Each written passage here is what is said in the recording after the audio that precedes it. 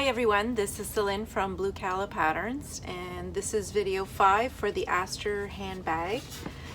We're now going to do the final assembly and sew up the straps for our bag.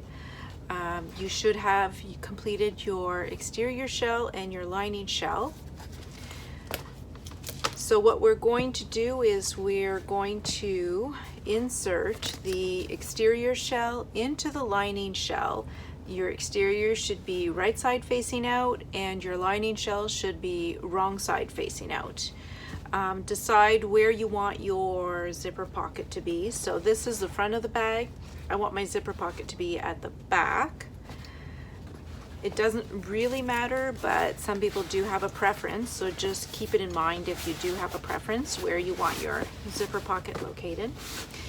And we're just going to insert the exterior shell. Now this can be a little bit of a tight fit because you've sewn your lining shell with a smaller seam allowance, and also the exterior shell is bulkier because of the foam interfacing. So you just shove it in there and then you line up your side seams. So the side seam of your lining should be aligned with the side seam of your exterior. And first what I do is I line up all 4 side seams because it really matters how they're lined up. It will make a nicer looking bag if your side seams are lined up.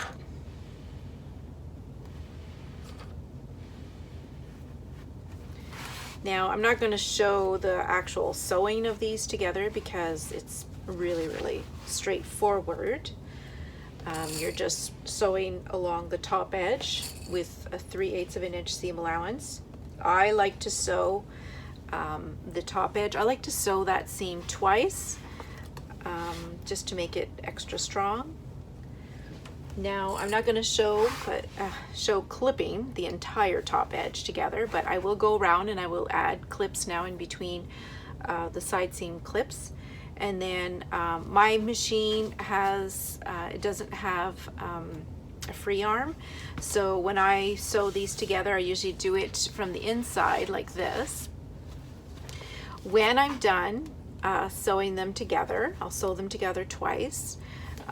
I'll remove some of the bulk, so I'll just clip a little bit away at the seam allowance along the bulkier side. So the side panel sides you don't really have to worry about, but on the body panel sides you have a lot of bulk there because you have your lining fabric, your top panels, your foam interfacing. So if you're concerned about bulk, I would trim away a little bit of the seam allowance. If you just trim away the foam portion, that should help a little bit.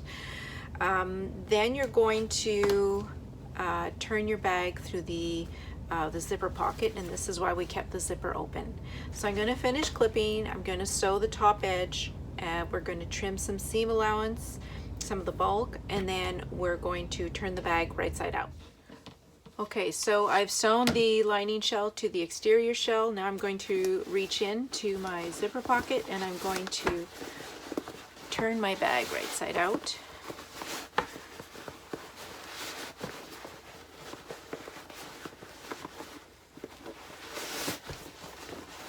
I always start with the bottom of the bag because usually the bottom is the most difficult part. And then I find once you have the bottom through, the rest comes out pretty easily.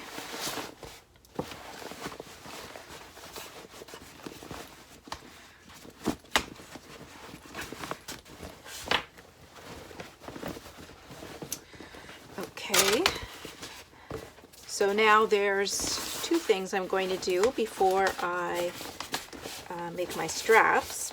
I'm going to take the bottom of my zipper pocket out and I'm going to go over to my machine and I'm going to sew the bottom of the zipper pocket shut. Then I'm going to fix the top edge of my bag. So I kind of roll my seams and then I press them. And then I'm going to top stitch my bag. Now, because again, I don't have a free arm on my machine, usually what I'll do is I'll turn my bag so it's lining side face out, and then I can still top stitch my bag from the exterior because I want the top stitching to look nice on the outside of the bag, but I find it less important on the inside of the bag because you only see that when you're opening the bag. So I'm going to go ahead and close my zipper pocket, and then I'll do my top stitching. And then I'm going to show you how I press the bag, because the Aster does have these, I find these side edges, because of the bulk here, they kind of try to tuck inward. So I'm going to show you a little trick that I do. Okay, so the zipper pocket is shut and I've top stitched my bag.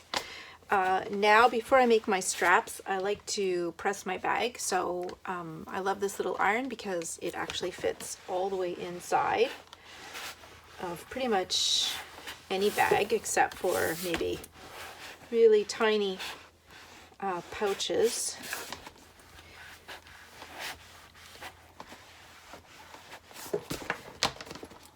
And then when I've pressed the lining, what I like to do is stuff the exterior of my bag. Stuff the interior so that I can press the exterior of my bag.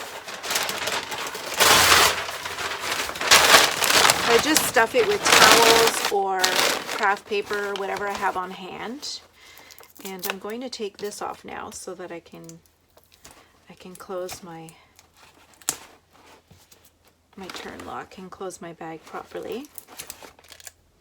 Take off all the tape, snaps. So then the Peltex pieces that we added, here's where they come into play, because they allow the sides of the bag to be tucked in nice and neat. Okay, and now that the bag is stuffed, I can press the outside. If you're using vinyl, do not press your vinyl, do not touch it. The cork is a bit more forgiving, although you should avoid pressing it if at all possible. Again, this little iron is amazing because it really gets into all the little tiny spots. Now you'll see that the Aster, the sides kind of try to cave in towards the middle of the bag. I'm going to go get some scraps of Peltex and some giant clips, and I'll show you what I do to shape the sides.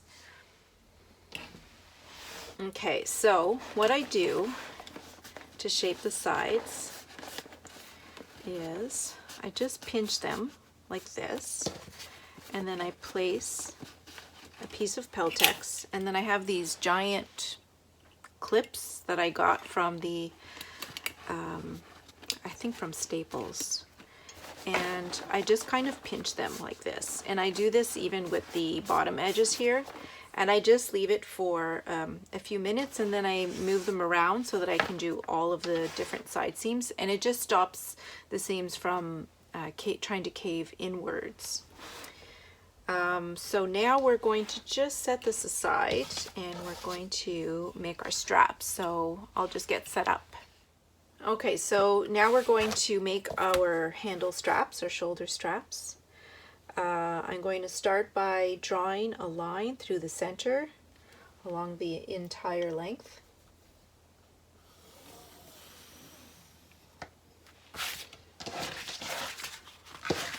I'm using cork for mine. If you're using fabric, you could press your straps, but you'll need to press in the shorter ends first,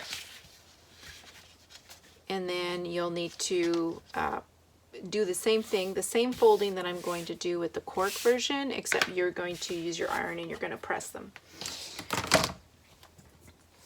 So now I'm going to use some double-sided tape. When I'm taping, I don't tape where I'm going to be sewing, so I don't go right to the very end.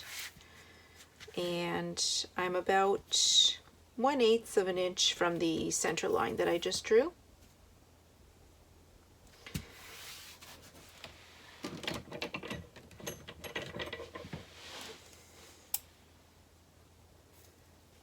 Now I'm going to add 3 more strips of double-sided tape, one on either side of the center lines.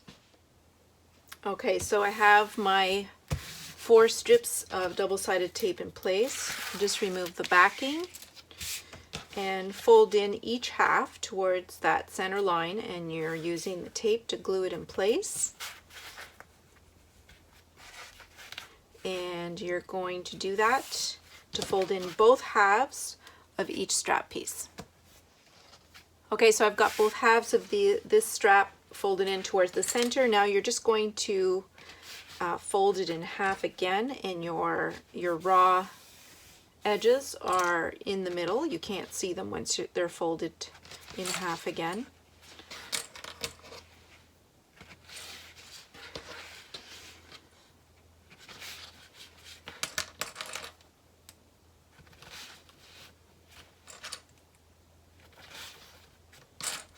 And once the strap is clipped along the entire length, you're going to take it over to your machine and you're going to sew around all sides with 1/8 of an inch seam allowance, and do the same with the second piece.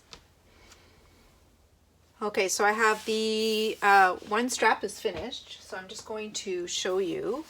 Now, like I showed you previously, I have these clamps, and I just want to show you quickly the difference, what the side seams look like. So this seam hasn't been clamped, so you can see it kind of bulges out here.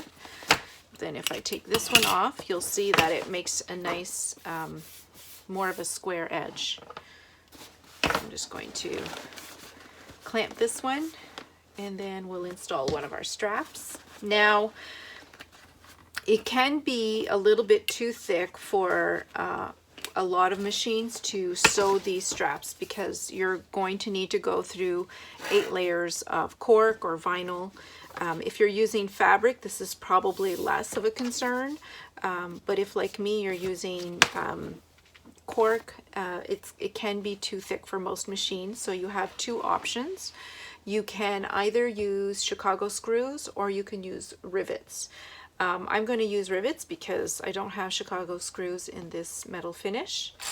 When you're putting your handles on, you will want to make sure that you are folding over the same length on each strap end all the way around, so for both handles. So I'm going to just take a measurement. Now this is, it's personal preference. I like to put 2 rivets for the strap to make it more secure. And I'm folding it down 2 inches. So I'm going to do this for this end and for the other end. Now when you're putting your strap, make sure it's not twisted. The other end through. I'm going to measure that it's 2 inches. Perfect. Clips to hold it in place. And now I'm going to use rivets to set. I'm not going to go through setting rivets. There's a lot of online tutorials on how to do this. If you don't want to use rivets, you can use Chicago screws. Again, there are many tutorials online already to installing Chicago screws. Or if you prefer and your machine is able to, you can sew the handles on. Okay, so my straps are installed on my bag, and I'm just going to set it aside. The only thing we have left now is our adjustable strap. You'll need your 1-inch swivels and your 1-inch rectangle slide. You'll also need your strap piece, and it should be the length that you want. And then you should have interfacing on the wrong side.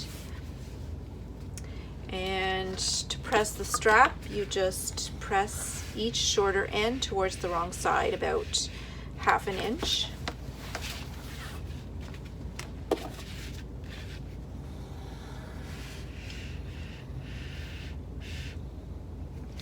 And this is exactly the same way you would make your handles in fabric, if that's what you prefer to do instead of using cork like I did, or vinyl. Now you're just going to press the strap in half, wrong sides together, along the entire length. And then you open the strap again and you press each half in towards that center crease. I'm not showing you the entire length, very boring to watch me press the entire length of the strap.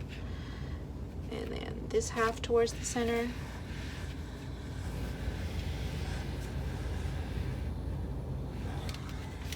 And then again in half along that original crease that you made when you pressed it in half the first time.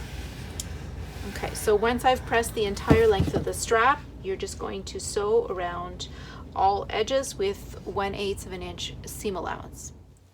Once you've sewn your strap, you just pass one end of your strap through the slide, the rectangle slide, and you wrap it around the middle bar, pull it through, and then fold it onto itself, and then you sew it in place.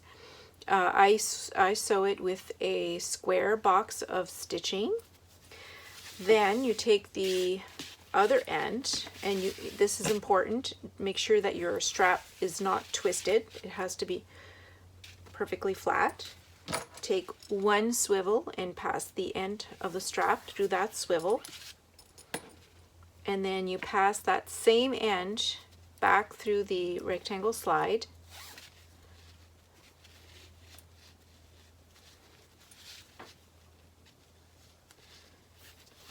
like so. And then you pass again that same strap end through the remaining swivel. You fold it onto itself, and then you're going to go over to your machine and you're going to sew a square box of stitching once again. Okay, so I finished the adjustable strap. You can adjust it fairly easily, and you just attach the strap to the D-rings on each side. And that's it, you're all done.